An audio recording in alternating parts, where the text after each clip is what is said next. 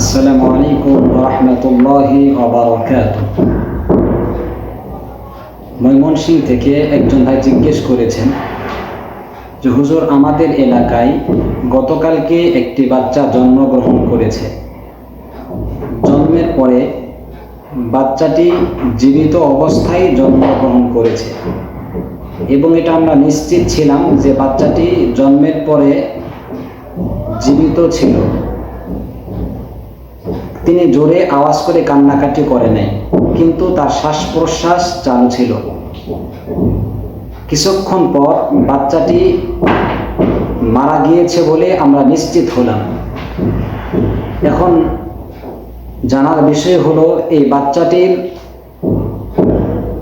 কাফন দাফন করতে হবে কিনা বা তার জানাজার নামাজ পড়তে হবে কিনা জানালে উপকৃত হতাম। মাশাআল্লাহ, অনেক সুন্দর একটা প্রশ্ন করেছেন।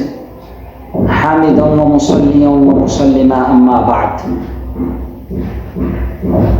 ভাইয়ের প্রশ্নের উত্তর হলো যে যদি কোনো বাচ্চা জন্মের পরে জীবিত অবস্থায় জন্মগ্রহণ করে এবং এটা নিশ্চিতভাবে জানা যায় যে বাচ্চাটি জীবিত অবস্থায় জন্মগ্রহণ করেছে এবং কিছুক্ষণ জীবিতও ছিল, এরপর বাচ্চাটি মারা যায়, তাহলে সেই ক্ষেত্রে ইসলামের দৃষ্টিকোণ থেকে শরীয়তের মাসআলা হলো যে বাচ্চাটির নাম রাখতে হবে, বাচ্চাটিকে গোসল করাইতে হবে এবং বাচ্চাটির কাফন দাফন করতে হবে এবং তার জানাজার নামাজ আদায় করতে হবে।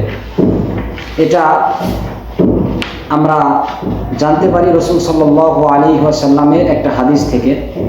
রাসূল সাল্লাল্লাহু আলাইহি ওয়াসাল্লামের সেই হাদিসটি হলো, আন জাবিরিন আনিন নবী সাল্লাল্লাহু আলাইহি ওয়াসাল্লাম قال الطفل لا يصلي عليه ولا يرث ولا يورث حتى يستحل। হাদিসটি তিরমিজি শরীফে উল্লেখ করা হয়েছে, হাদিস নং 1032।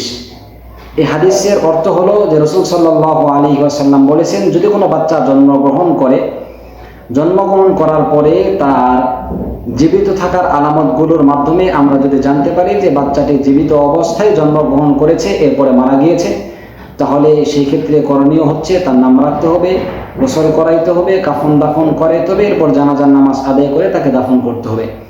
আশা করি ভাই আপনার প্রশ্নের উত্তর আপনি বুঝতে পেরেছেন। সকলে সুস্থ থাকবেন, ভালো থাকবেন। আসসালামু আলাইকুম ওয়া রাহমাতুল্লাহি ওয়া বারাকাতুহু।